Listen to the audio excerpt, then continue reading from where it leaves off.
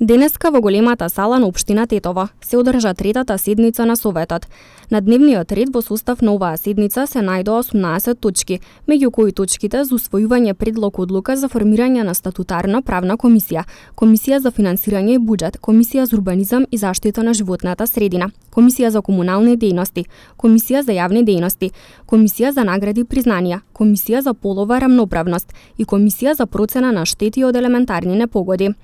На оваа седница исто така се дискутираше и за сообраќајниот хаос во градот и недоволниот број на паркинг места. Согласно законот има дел, пишува каде што општината го уредува сообраќајот. Полицијата контролира, односно популарно врши надзор и казнува.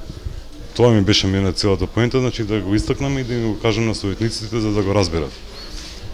Дел од таа дискусија беше и она кажано што има на толку голем број на регистрирани возила и мала и тесна инфраструктура со мал број паркинзи, малку специјални возила, ќе треба да си преземат мерки да се надополнат, да си обезбедат нови возила заради тоа што останувањето на возилата, оние непрописно паркирани возила е надлежност на општината. Инаку новиот совет на општина Тетово брои вкупно 31 советник, од кои 10 се од Демократската унија за интеграција, 8 има движењето БЕСА, 4 има ВМРО ДПМН, 3 Алијанса за албанците, 2 СДСМ, 2 од групата избирачи и 2 од ДП.